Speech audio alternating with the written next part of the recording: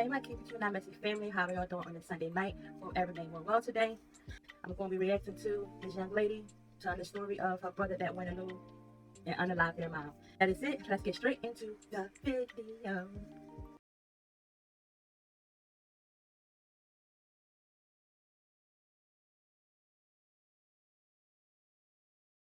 Mom. First episode that my brother had was my mom got a call from my auntie where she stated that my brother was down at her house acting a little weird and crazy. And he was saying things that she's never heard him say before. And he is basically saying that he don't want to be alive anymore and he's done with life and she needed to come down there. So me and my mom went down to my aunt's house, and when we got down there, we was trying to figure out what was going on with my brother, but they had already called the police and the ambulance for him, which they was trying to get the ambulance to take him into like the mental hospital to see what's going on. And my brother is just wailing out. He's just saying all type of things, and then I'm thinking that his intentions was to get the police to shoot him because he kept reaching and he kept being very aggressive with the police officers, and the police officers were saying they didn't want to hurt him. They here to help him, and they was trying to do their best to, not take and be so aggressive with him because they know that something was wrong with him mentally.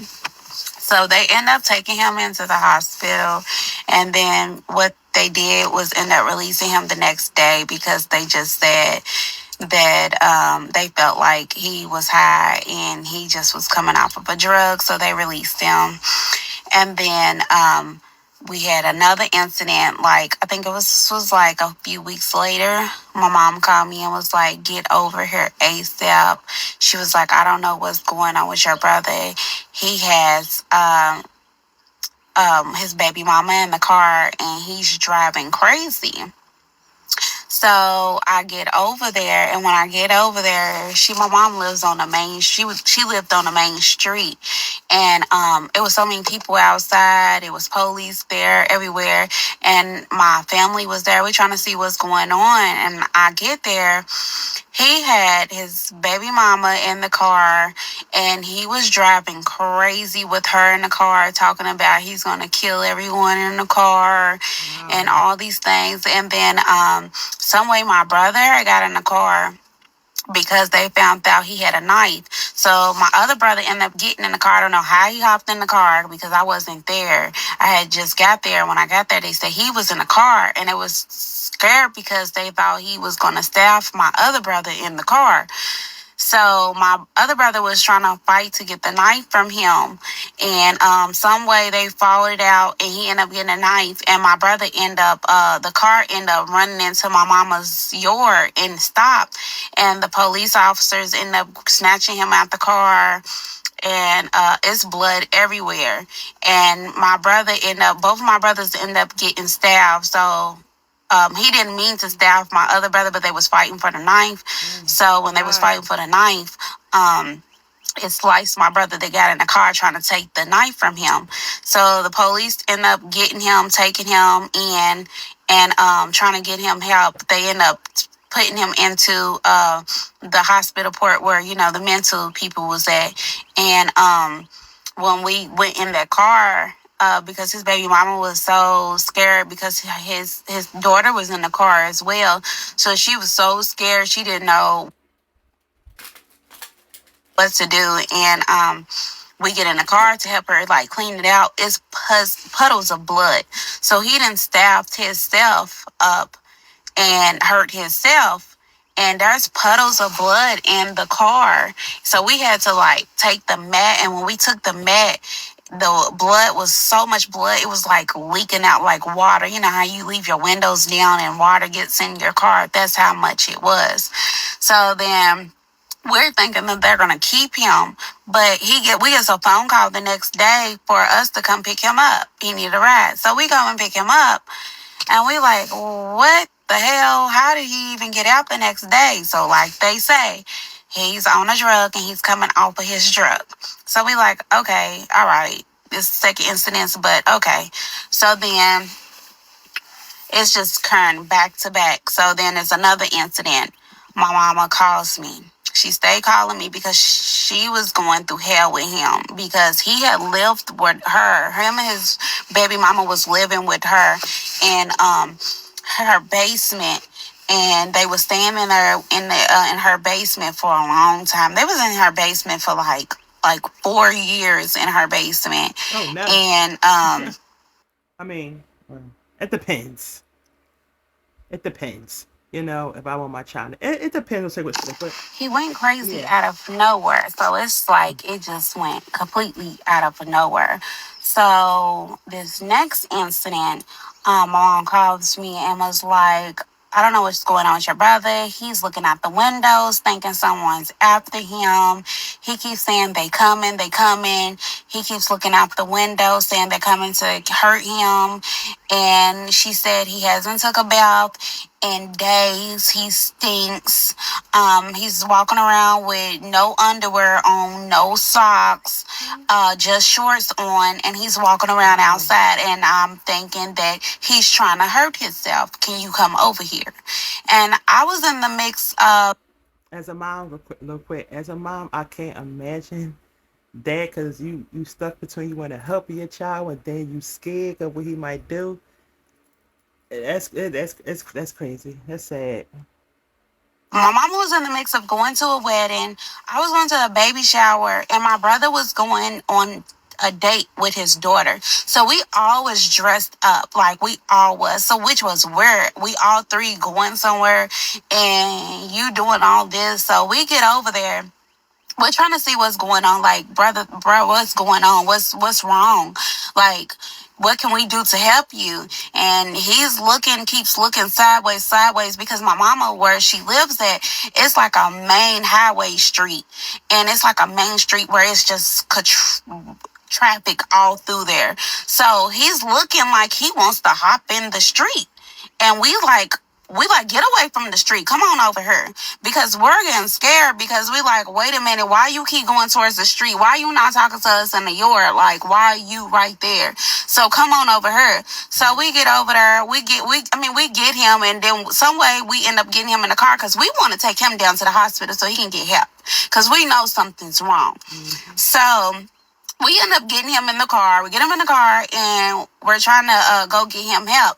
And so we're talking to him. He keeps looking around all crazy and looking. His eyes is all bucking. I could have swore his eyes was black. Like, he didn't look like himself. He wasn't even there. He was someone else. And we was like, you want some food? You want a cigarette? He wanted a cigarette. He smoked them cigarettes. When I tell you, my mama just had bought that pack of cigarettes. He damn near smoked the whole pack of cigarettes.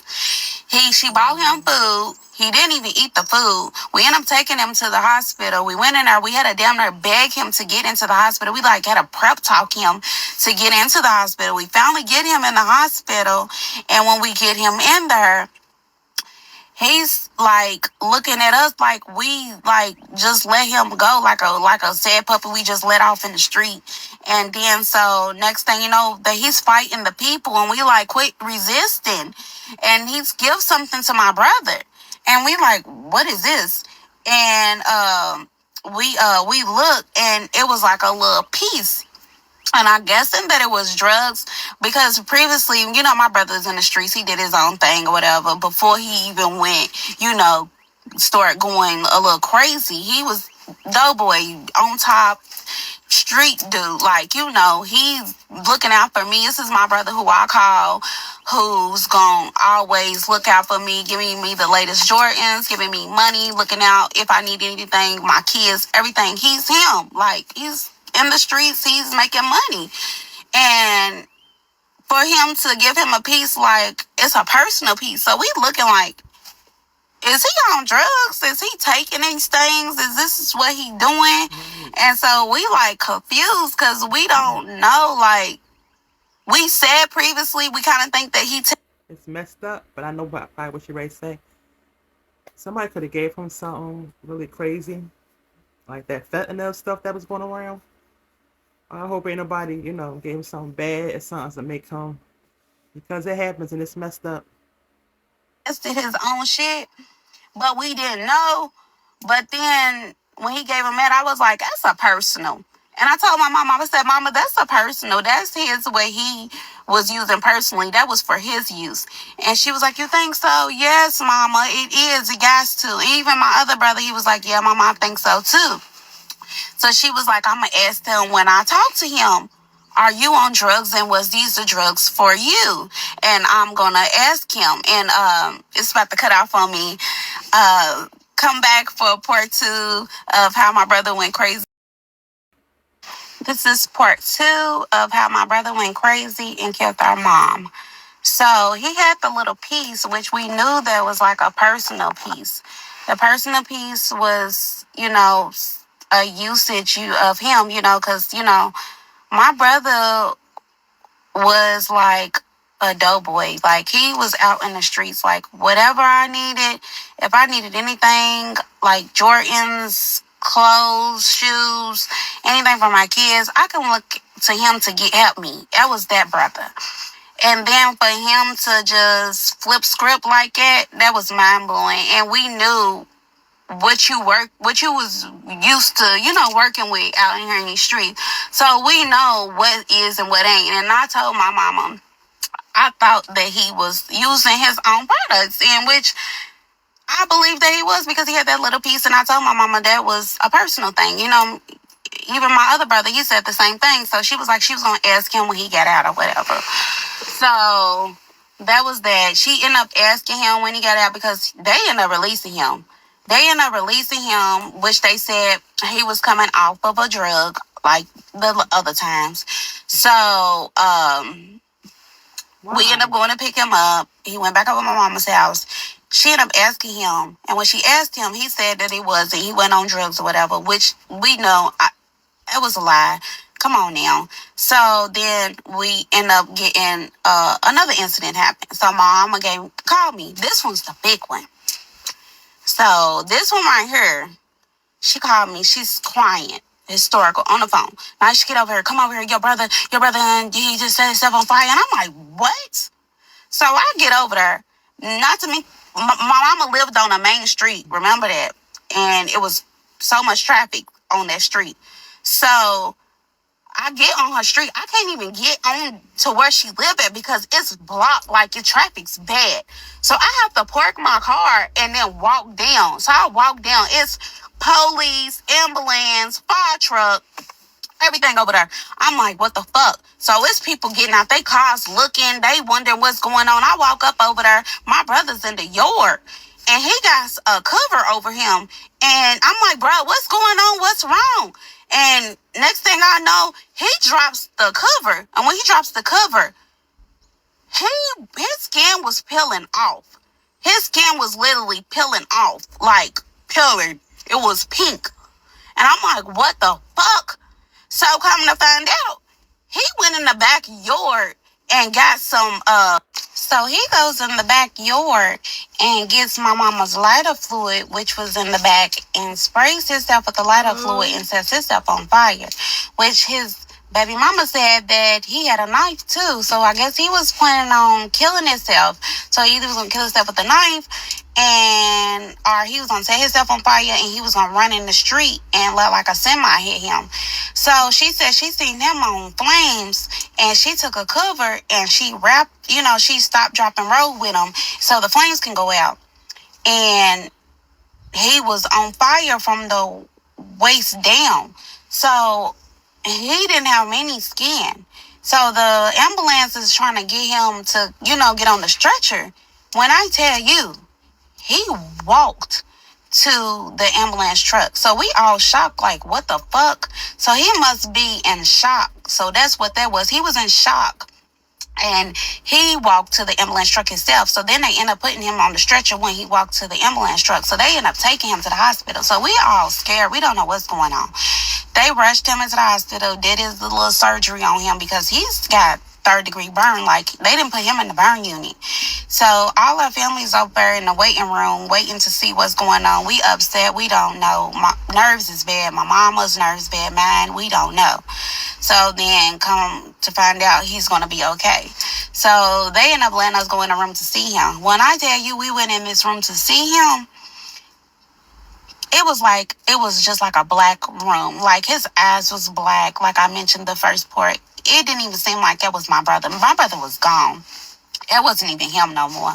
Like, I felt like I lost him. Like, that wasn't him in that room. Like, we just felt like I was in a room with a demon. And I didn't like that bad energy in there, that spirit. So I made sure he was okay. And I had to get out of that room because, like, it wasn't it. So then he stayed in the hospital. They had to keep him in the hospital for a while. So I was going back and forth to the hospital to make sure that he was straight, giving him food, anything he need. My mama, she didn't leave. She was 10 toes down. Like, she stayed with her son. Like, she wasn't letting up. She wasn't leaving. They had the priests come there, the priests that be at the hospital and stuff. They had preachers coming there, people praying for him, everything, trying to make sure that he's straight. So my mama didn't leave. Like, she was there from sun up to sundown. Like, she even got sick. My mama was diabetic and she had thyroid. So she got to the point where she was getting sick because she was there all night. Girl, go home. Mama, go home. He's going to be fine. That's what I had to tell her. Like, he got nurses here. It's okay.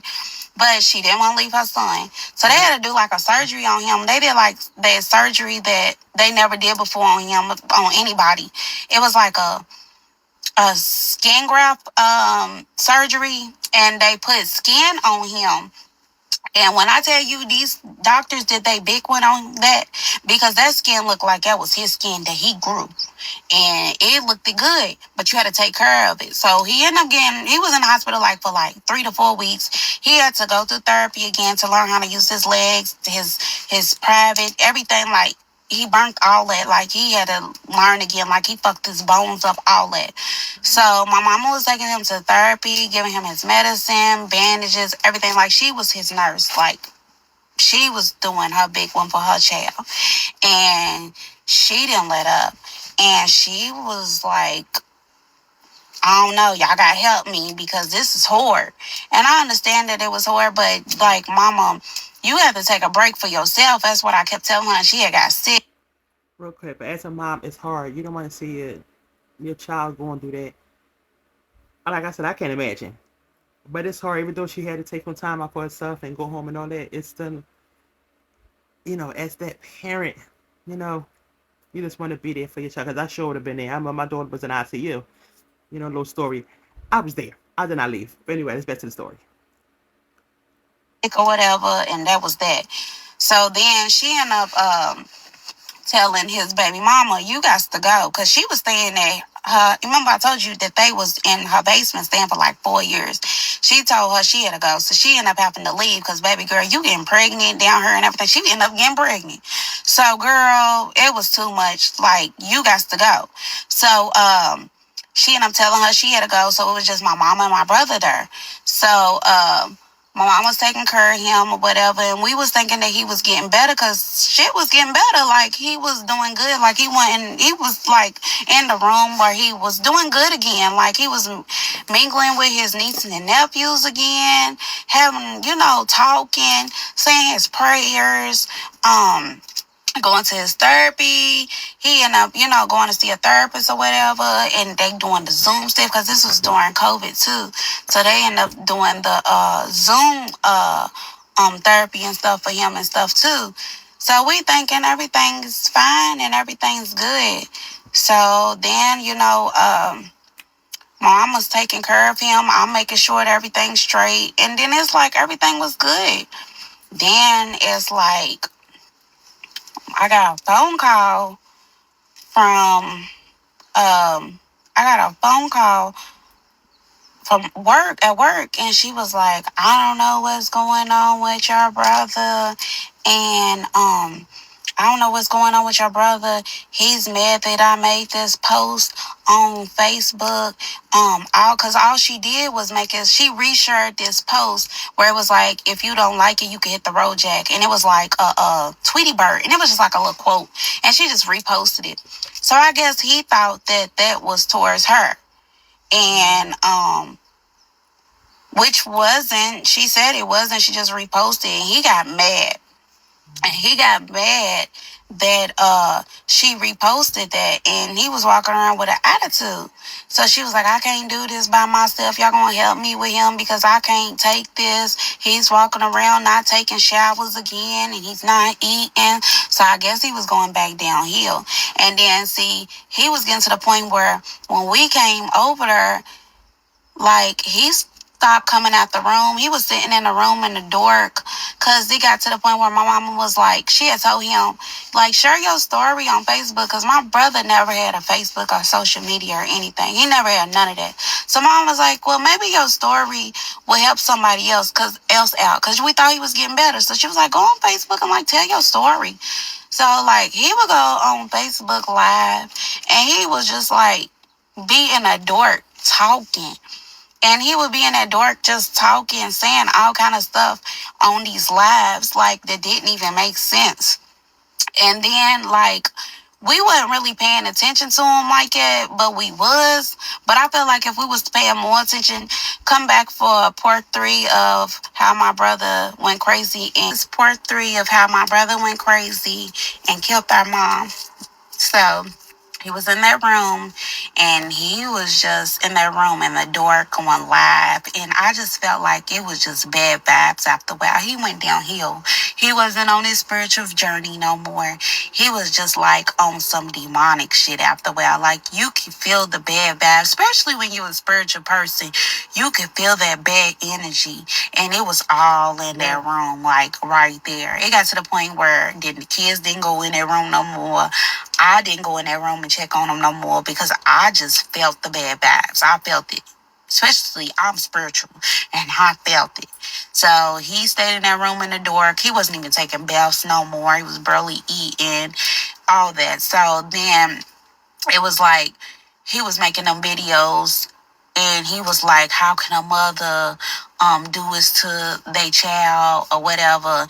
And then it's like my mama was so upset.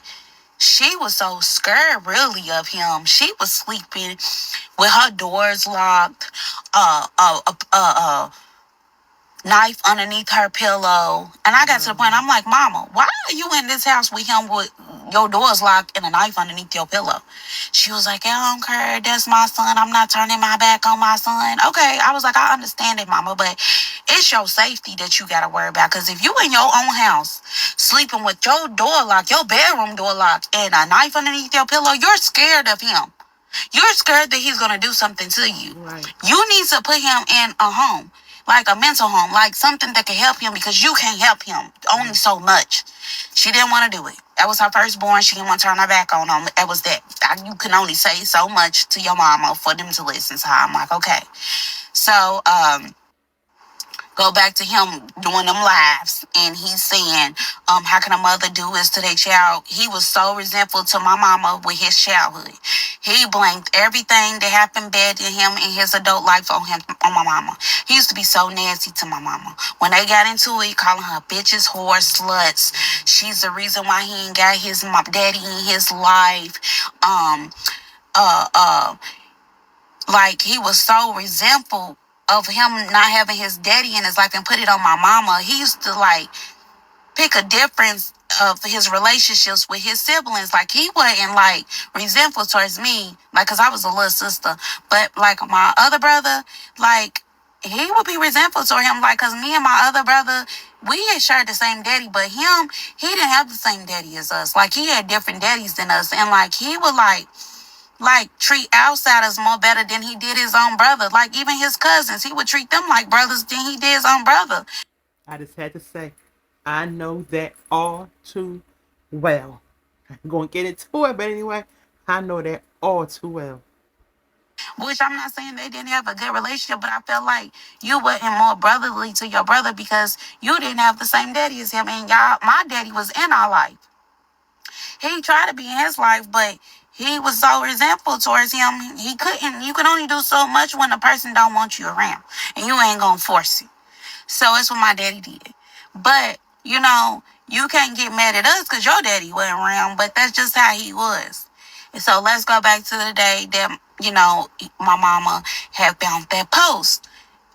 post that post. So the next day, I had a phone call from my mama and I missed it. So I called her back and she didn't answer. So I was running late. So I was getting the kids ready because they was gonna go over her house because it's COVID. So school and daycare was closed and my mom was out of work because of COVID. So I'm getting them ready. I'm running late. Usually she'll call me and be like, "Oh, Nisha, y'all still coming? What y'all running behind?" But she didn't call me. So which was weird because she always called me.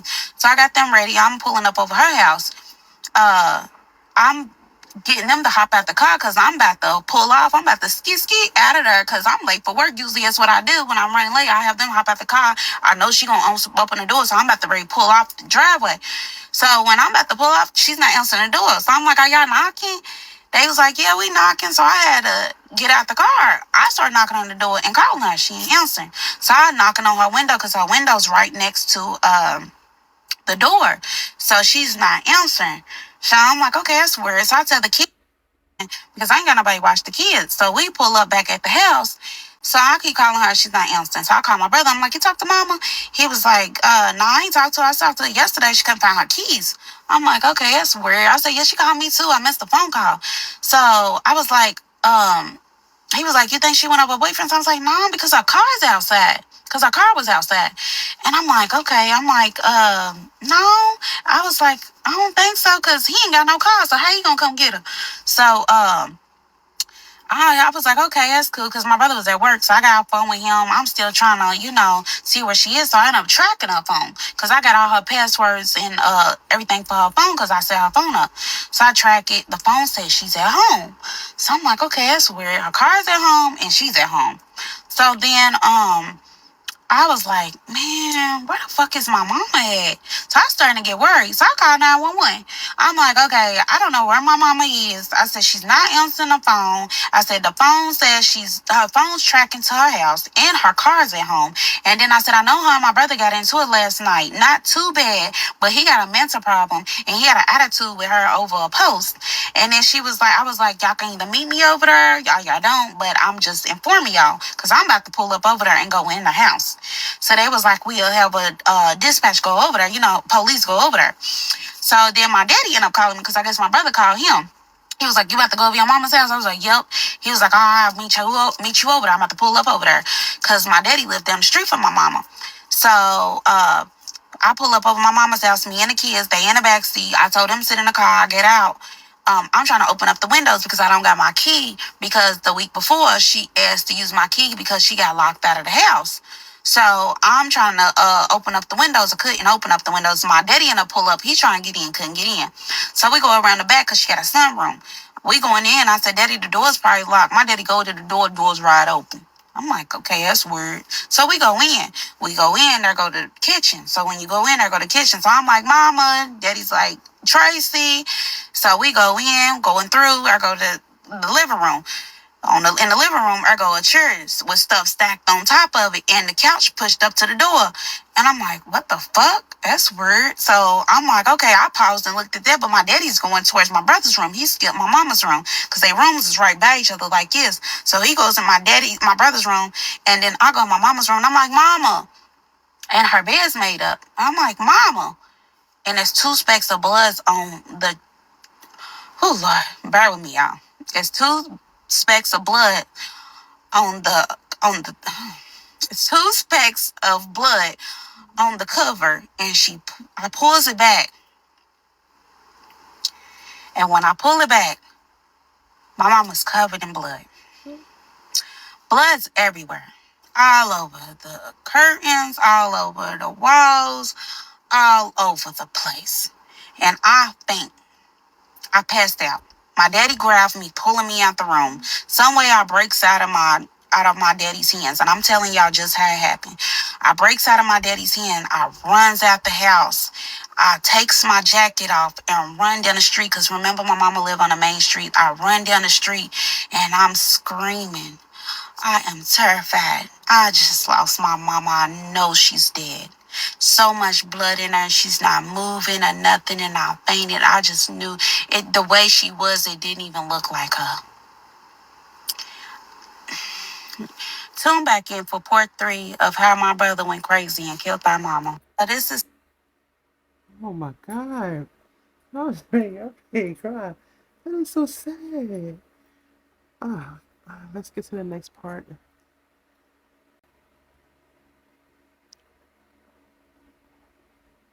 4 of how my brother went crazy and killed our mom. So after I found her, I ran down the street and I lost it. And I had my dad had came out trying to help me, and the kids are still in the car too. And so they don't know what's going on. I'm just lost for words because I just found my mama dead and filled up with blood. So the police and the ambulance is there. They end up going inside and trying to see what they can do when they went in there. And they come back out and I'm like, she's dead. And they was like, well, we can't say if she is or not. And I was like, I already know she's dead because, you didn't come out with her on the stretcher. So it's common sense. If you didn't come out with her on a stretcher, then she's dead. And I was just lost for words. And it was pouring down raining. When I say pouring, pouring. And when I ended up calling my brother, my family, everybody, aunties. I didn't call him, but my daddy did, and everybody got the word. I called my brother and told him I broke down I didn't even know how to tell my brother. Like, it was horrible.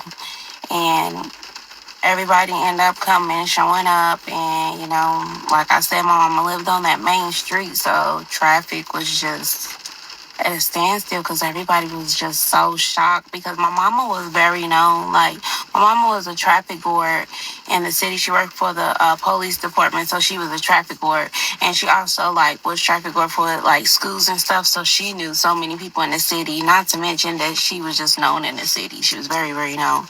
So like people slowing down, they stopping, like it was so many people at her house. And even the reverend came like for our church. He ended up coming. I don't even know how he got the word. Like the word traveled quick. And police came and they was like, do you know who did it? And this is homicide ended up coming. And I was like, yeah, it was my brother. And he was like, how do you know it was your brother? And I'm like, because her car is gone now. Remember I said her car was there. Now her car was gone when I end up coming back. So I don't know if he was still in the house or not. Like, her car was gone when I end up coming back. So I'm like, I know it was him. Like, it had to be him. Like, her car's gone. Like, it was here first, now it's gone. And then he's the only one to live here with her. Like, it had to be him. So they like, okay, so we're gonna put an alert out for her car. And they was asking me the model and the make and the description of the car and what my brother looked like and everything. And I had told them, so they put an alert out for him. And then, all the police officers, they knew my mama. Because, like I said, my mama worked for the police department. So there was like one of theirs, like they just died. So all the police officers and homicide, everybody that came, they was giving their condolences because they knew my mama. So they was hurt too. So, they went in there and they was like, yeah, your mom, they finally announced that she was dead or whatever. And I was like, well, I had already known. And, I was devastated, like lost for words. And it's pouring down. And it was like, you all can leave if you want. I'm like, no, I'm not leaving. I'll wait until I see y'all. I wanted to see my mom. I'm going to leave the house. I did. I wanted to stay. And I stayed. My whole family stayed. We stayed in the rain and we waited. They had to wait, for the people. I forgot the name of the people that come to check the body and stuff. And they had to wait for them to come. And not hospice, you know what I mean. But they end up having to come and then they check her and so they can name what was the cause of death and stuff. And then they were saying she had her last vows and stuff. They had to wait for all that and stuff. And they end up was telling they end up it took a long time. They had to do like search the house and all the other stuff. It took hours and hours, and we waited outside. And they end up while we was waiting, they end up telling us they end up finding my brother downtown. They found him because my mama had, this was right before Christmas. So my mama already had all her Christmas stuff. She even had her Christmas tree up. She already had all her presents underneath the Christmas tree for everybody. And she had gifts in her trunk too for her grandkids. So somebody had said they seen him at the store, and he was trying to sell some of the kids' gifts in the trunk because my mama had I know she had got one of my sons a scooter for Christmas, and he was trying to sell this scooter for gas money because he didn't have any gas money. And he took and went to another store, and I guess he ended up selling it, and he ended up about to get some. I guess he ended up getting some gas. So then they ended up catching him at the Taco Bell down the street, and they called him, and one of the workers had said they thought that it was a woman in the car because they thought that the person had a wig on. They could have swore that the person in the car had a wig on, but when he got out the car, he didn't have the wig on. So I'm like, what was he trying to act like my mama in the car? Like, didn't even make sense. So they ended up getting him and locking him up, and he's saying that he didn't do it. So like, okay, that was that, and then so we still waiting at the house and waiting for him to bring her out. They end up bringing her out on a stretcher, and I just lost it. When I say I lost it, it was just devastating because, like, this is my world. My mama's like my best friend. Like, when I say my best friend, I talk to this woman every day. Like, there was no day I wouldn't talk to my mama. Like, we talk about everything. Like, when I grew up, like, I used to didn't, I was a teenager. I didn't like bump like my mama. I used to bump heads with my mama. When I got grown, we was like this. We even went out together. We went to the clubs together. We went to bingo together. We went everywhere. Like, this is just like, that was my last. Who would have known that day before was my last day seeing my mama? But at least I got to see her. And I kind of wish that, I could have helped and prevented something, like, because that was the reason why she was calling for the keys. She was calling for the keys because she was trying to, lock her door. She probably locked her door, and he unlocked it with the keys. He took her keys and unlocked it and came in there and killed her. And, I was just devastated with, my mom was gone, and they told us that, didn't no one, don't nobody come clean the house. We had to book somebody to clean the house. And I don't know why my daddy went in there. My daddy went in there, y'all, and cleaned my mama's whole room. Like, cleaned it to the T. I don't know why my daddy did that. Yeah, we could have booked somebody to clean that room, but my mom and my daddy was really close too. They was really good friends. And he cleaned that room. And I wish my daddy would have never cleaned that room because that scarred him. It really did. It, like, messed him up, like, in the head when he did that because there was so much blood everywhere. And he cleaned that room up, and I don't know how he did that. Like, because she got killed on her bed, on her mattress. And it was just horrible. Like, I was scared to even come back in her room. I mean, in her house, to even clean the house up, to, like, take everything out the house. It took me a while to come back in. I had to wait like a few weeks to go back in there. Y'all come back for part 5 of why my brother went crazy, how my brother went crazy and killed our mom. This is part 5 of how my brother went crazy and killed our mom. So my dad had went in there and cleaned up all the blood in the house. I don't know why he went in there and cleaned up all that blood, because we literally could have booked somebody to clean all that blood up, because homicide had told us, they told us that they didn't have anybody to clean the house for us, that we had to do it ourselves. And my daddy, him and my mom was really, really close. So I felt like he felt like it was his duty to do that, which after he did that, you could tell that it affected his mental And I wish he wouldn't have never did that, but he did it. And then um, after that, the next day, it was so overwhelming. Like, had so many people reaching out, and I appreciate everybody that reached out to me, but it was just like so overwhelming because I just lost my mama, and I really didn't know what to do. Like, it was just so much. Like, people was bringing food over, people was bringing, sending their condolence, reaching out, calling me. And at this point, I just was numb. I didn't know what to do. Like, I was lost, like, lost for words. Like, I literally lost my best friend. I was so, lost for words because I couldn't believe it. I kind of felt like it was a dream. Like, my brother really killed our mama. This is my blood brother. This is our mama. I couldn't believe I lost my best friend. I didn't know how life was gonna work again. Like, how was I gonna cope with life? Like, I'm not even gonna lie. I couldn't even be a mom at the moment for my kids. Like, cause I was lost. Like, I wanted to take my life. I wanted to be with my mama. I really did. And I'm gonna be honest. Like, depression really hit the fan for me, and it was really bad.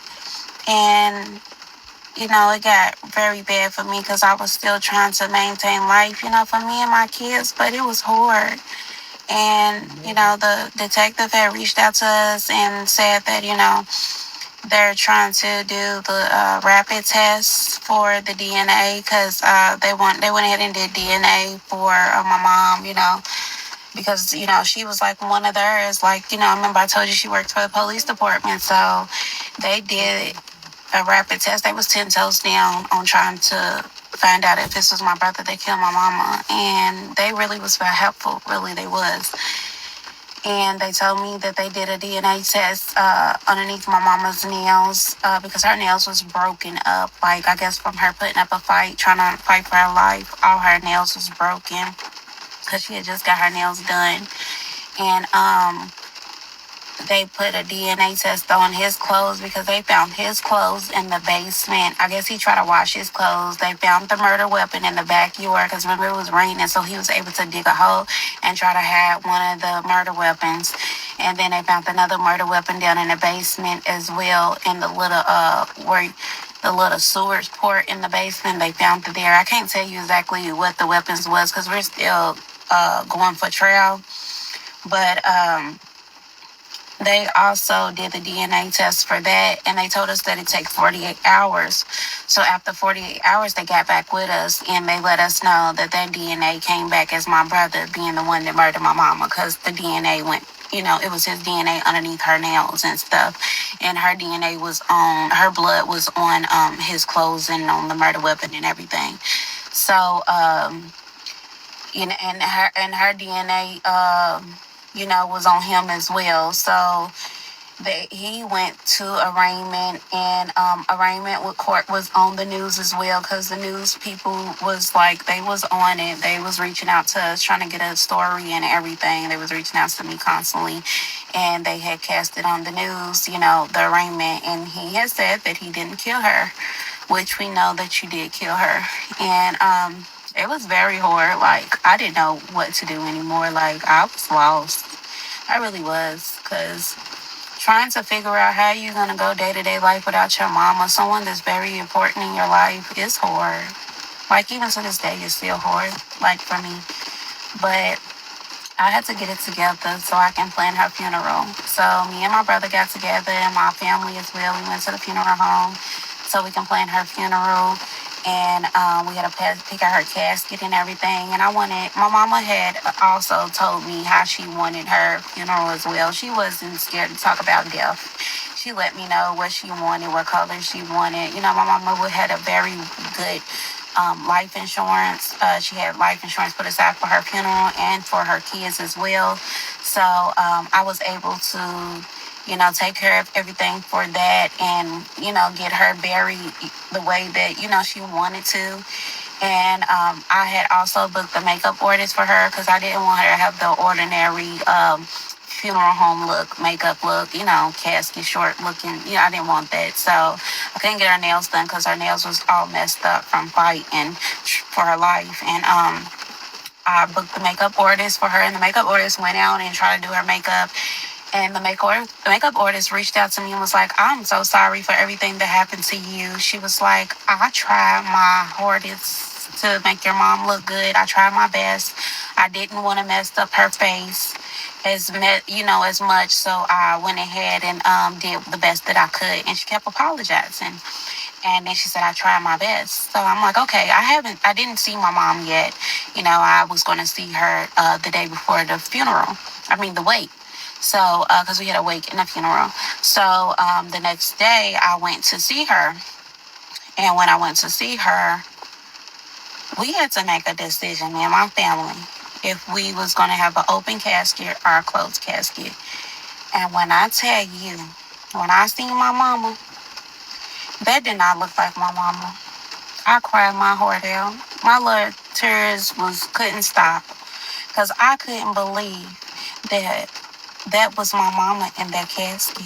The way he did my mama, it didn't even look like her. Like they had to mold her face back together. Like the way they had to mold her face back together, it was just ridiculous. Like it was horrible.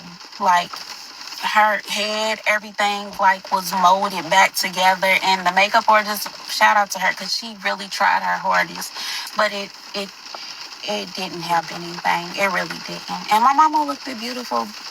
It's my mama, but it was hard because we had to make the decision to have a closed casket, and I made everybody leave out the room when we made that decision. And I wanted to be in the funeral room by myself and my mama, and I talked to my mama.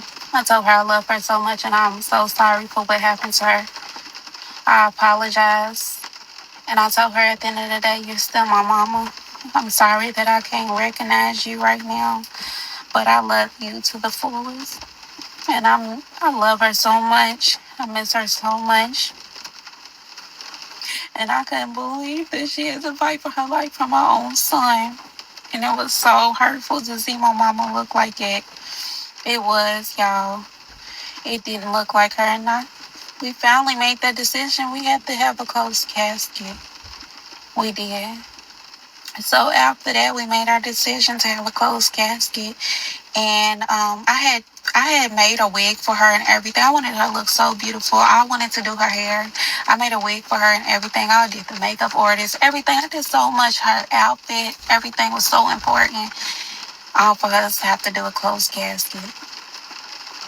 Y'all, come back for part 6 of how my brother went crazy and killed our mom. 6 of how my brother went crazy and killed our mom. So after we decided that we had to have a closed casket, we ended up getting everything together so we can get the wake. And that was like a lot for me, like trying to figure out everything for that. And shout out to everybody that literally helped me and my family through this situation, like the donations and everything. Like I even had someone like from the carriages with the horses. The lady gave us that for free. Like my mama was very, very important in this county, like Jefferson County. Like she was very good person. She knew a lot of people. She knew so many people. Like, and I didn't know she knew that many people until she died. And just the amount of people that like looked out, like homegirl of mine, she even paid for the where we had the reception, the hall for that. Like that was just so nice. People looked out for the food, all that was just so considerate to even help that, because like I really was just lost at the moment because I had a million and one things going through my head, and still trying to plan this funeral was just the worst. Like it was a lot. And I was still trying to maintain being a mother at the same time. And we had this wake. We had the wake. All my family and stuff was there, and we got there, and we trying to have everything in order. because I had to end up getting a big printout of my mama since we was gonna have a closed casket. I had to get a big printout picture of my mama and put it on the easel. So all these people's coming thinking they about to, say they farewells to my mama. When they get in there, they are upset because they like, wait a minute, why is the casket closed? But we never told anybody why is the casket closed. We just let it be. Wasn't nobody's business. And a lot of people came there to meddle too. When I tell you, there was a line outside for my mama to see my mama. It was a line to get into the door to see her. And that line stayed steady. It was packed. It was so packed. It was 2 books filled up. You know how you sign when you go to somebody's wake to, your little signature, that you was here. I have 2 books filled up. That's how many people it was. And I was so grateful for all them people to come and show love to my mama. Half of them people I didn't even know, but hey, I was just grateful to see the love for my mama. And as the day is going on, somebody come up to me and was like, his baby mama, sir, with the kids. Well, not the kids. She was pregnant, but with her daughter and her. Okay, I'm fine with my niece. My niece is my niece. It is what it is. But that baby mama, I don't know. Because, I'm like, well, we was like, we kind of, I ain't gonna stunt, kind of thought that she had something to do with it too. Because, after a while, I felt like you knew something, but that you didn't tell us. I felt like that was stuck in my heart and everybody else's in the family as well. She came there. Don't know why you came there because you and my mama had bumped heads very bad and it wasn't good terms. And I kind of felt like my brother sent her there because her mama came as well and her mama could have brought my niece. Not saying that she can't come to the funeral or the wake or whatever, but you wasn't welcome. That's the truth. You wasn't welcome there. Didn't nobody want you there. My niece was very welcome. She was. I don't care. What my brother did is what he did. I'm not never gonna put that on the kids. They don't have nothing to do with it at all. And I love my niece to death, and his other kids as well. And she came, and I guess she felt the bad energy, but I felt like he sent her to come to try to see what the damage that he did. And she came and she left, like she was in and out. That's what made me feel like you came to see what did he do? What was the damage that he did? And after that, the funeral was over. We had our, the little ate after and all that. And then we had the funeral next. And at the funeral, it was kind of hard because we was trying to figure out how we was gonna, go through this day because this is our last day seeing, our mama or whatever, even though we didn't get to see her because the castle was closed. So couldn't nobody talk at the funeral. And then I was the only one that could talk at the funeral. So I was strong enough. I don't even know how I had the courage to even get up and talk, but I did. And I was able to get up there and talk. And I said some words that I didn't even believe that I even said. And I even said, I know my mom, one of the words I remember to this day, I said, I know my mama's body is dead and gone, but her spirit stays alive. And I know she's always with me. And I stick to that to this day. I believe that. My mama is always with me. Her spirit never died. And I always feel her because I always have, good luck all the time because I know she's always around. She always look out for me like she was when she was here. So we had the love funeral, we had the reception, and then we had that, and it was that. And then A few days later, we get a phone call. We get a phone call, and they had to release him because Again. I don't remember why they had to release him. Okay, go back.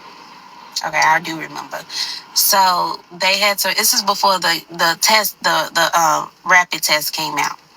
They had to release him. When they had released him, um, they had to release him because they didn't have the DNA yet. And when they released him, they couldn't find him. They didn't know where he was at. He went hiding. When I say he went hiding, they couldn't find him nowhere. And it got to the point to where like if somebody finds you out on this street, you know, I ain't saying too much on her, but you know, and couldn't nobody find him nowhere. They even had a manhunt for him because after a while the test came back and they needed to lock him up, and they ended up finding him because a lady had called and said there was a suspicious man walking around the neighborhood. And this was like in a suburb neighborhood, like a neighborhood that everybody knows, everybody neighborhood watch neighborhood. And she called and reported him. And when they found him and they picked him up, and then that's when they ended up keeping him. That's how, all that happened. I forgot to mention that. It kind of slipped my mind. But, like, that happened with that. And after that, we was like, what do we do next? And Christmas haven't even had came yet. And my mama, we still never went in her house to clean up her house yet or nothing. So we had went and got the presents, all that stuff. And, she had presents with everybody's name on it. And she also had a gift for my niece. I mean, not my niece, her niece, which was my cousin. Remember I said that we were supposed to decorate the party for her? She had a gift for her, which was so nice. My cousin said she was going to cherish that gift because that was so nice. She had gifts for everybody. And then we ended up cleaning the house up. And when I went into my brother's room, oh my goodness, I found this Bible. Remember I told you it was bad spirits around that room? I found the Bible upside down words. Y'all, come back for part 7 of how my brother went crazy. This is part 7 of how my brother went crazy and killed our mom. So when I had went into that room, I had seen that Bible that was upside downwards. And in the chapter that was upside downwards that he was reading was something about sacrifice. You sacrifice someone to help to cleanse your soul. And I had when I had read that, I was shocked because I was like, did he sacrifice our mama? Like, I had all type of questions in my head. Like, I didn't know what to think. Like, why was that book upside downwards right there? Like, was it a reason why that book was upside downwards and it was on that chapter? Like, I don't know. Like, I even started thinking about, like, my mama and how she, like, had to put up a fight to, like, fight against her own son, like, her firstborn, her love. It's your first love. So, you know, I was thinking about all that stuff, and that just blew my mind, like, because they was the only one in that house that really know what happened, and I had just things just running through my mind. But anyways, I had ended up talking to the detectives to see what was the next steps that we go in this process of going through courts and everything, and then and I'm meeting the prosecutor and everything, and they let us know the steps that we had to take to go through this process, and that it was going to be a long run, in which it is, because we're still waiting for trials to start. Trial hasn't started yet, and I don't even think I'm prepared for that, because I remember seeing my mama, but I don't. Because, I was, in shock, as how I passed out. It was just, a lot. Seeing somebody like it. I read y'all comments, and y'all know y'all be saying some off-the-wall stuff. Yeah, I do. And I don't really think y'all understanding me telling my story and what I really went through. Like, that's really bad trauma. Let somebody go through and then you can't say, oh, I would have did this. And I'm like, no, you ain't. Because you don't know. Because I didn't say that plenty of times. Even watching them criminal shows, I watched plenty of them. And to know that I was the one in one of them, like the stuff that I said that I would have did, I didn't. I wouldn't have never thought that I would have passed out and just ran out of that house. Like, it was just my reaction of right then and there, like seeing someone like it that I love. Like, you don't understand that trauma. That's very bad and horrible. Like, I wouldn't wish that on nobody. But, like, that day that we had cleaned up my mama's house, I didn't get anything out of that basement because remember when he put the weapon in the little sewage thing? It was the sub pump, and he had turned it off. So it had rained. Remember, it had rained. So when it rained, everything that was in that basement flooded. And my mama had like everything in that basement, like even things from us growing up, pictures, like a lot of my childhood stuff was like in that basement. And you know, our mamas, you know, especially black mamas, they storage a lot of stuff in their basement, even like clothes, shoes, stuff when you was a kid, everything. It was in that basement. And my mama's basement was huge too. So I didn't get none of that, and that really hurt my feelings to know that I didn't get none of that, like stuff that was down there. Me and my brother, my other brother, and you know, it just blows my mind, like the trauma that you go through when something like this happen, and it's hard to get through sometimes. I tell y'all, like I still to this day kind of still feel like I'm in a dream, like. I still couldn't put it past, even though like a couple years then went by, I still can't put it past like why my brother did this. And I still haven't talked to him. Like when I first seen him in that courtroom, I didn't know like how my feelings was gonna be. Like I had like, you know, you can't get rid of a love for somebody, but it's just like a hate there. Like I don't know, I kind of wanted him to die. And people kept telling me you can't think like that, you know, God wouldn't want you to be that way. And I understand that. I know that deep in my heart. But the hate that I had for him for taking our mom away from us like that just was very bad. And I'm not a person like that. I don't think like that. So for me to have them bad thoughts in my mind, it was horrible. But when I seen him in there, I just wanted him to look at me. He wouldn't look at me. He would look away. And I stared at him the whole time. And I really wanted to know why you did that. Like, why? And, you know, I guess he wanted more attention. Even when they put him in a cell with somebody, he tried to, like, hurt them. He had, like, choked them with his shirt and choked them out. So he ended up getting another charge for, you know, doing that to that person in his cell. And he didn't even, like, as the months went by and we keep going to court, getting different dates because ain't nothing happening in court. They also had they made him do an evaluation to see if he could stand trial. Was he crazy and could he stand trial? In which they came to the conclusion that he can stand trial, but he just looked at crazy and crazy as I seen him in that courtroom. And then at first wasn't nobody coming in there for him. And just like recently when we've been going to court, his baby mama's been popping up in there. So they've been talking, you know, they've been talking. And now he doesn't even have a, public defender no more, because at first he had a public defender. And now he has a real lawyer. So I guess his baby mama's helping him out.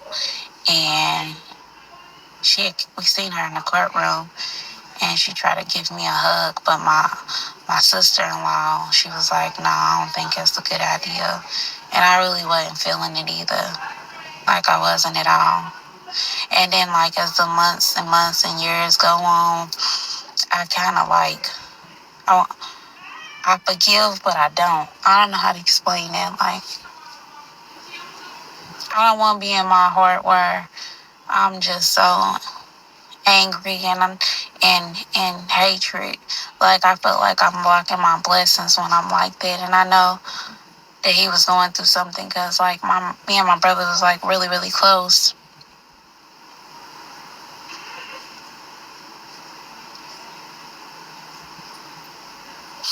I'm sorry, y'all. Hurt my feelings talking about that. Yeah, it really hurt my feelings talking about that. Me and my brother was really close. And I just really don't know why he took our mama. Like, I really don't. And it hurts my feelings to know that y'all, and I appreciate everything that everybody reach out and tell me their story. Y'all get on here and I just want to tell y'all my story. Like, I don't get on here just like to like for y'all's attention. I really don't. But I get on here to tell my story because I know people that reached out. So many people that reached out to me and told me that they're going through the same thing. And I feel like the system really, really failed me and my family. My mama even went to the court system and tried to, get the authority to put him inside a mental hospital. I forgot what it's called, but you take control of everything. They denied her, and I didn't understand that. And now my mama's dead due to the system failing us. Because I feel like if they would have helped him when we kept trying to take him to the hospital, my mama would still be here. Y'all, thank y'all for listening to my story. I really, really appreciate the love and the support that y'all really had came out and said to me. I read you all's messages and comments, even the negative comments. People's gonna say what they say, but I really appreciate y'all listening to my story. And thank y'all for everything, showing all the love. I appreciate it. Good night.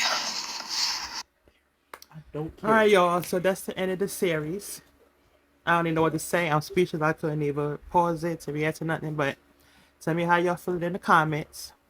Give me your opinions and what y'all think about her story. But it's messed up. Anyway, please do not forget to like, comment, and subscribe. And make sure y'all press that bell so you're going to know every time I post a video. All right, till next time, y'all. Good night. Bada boom, bada.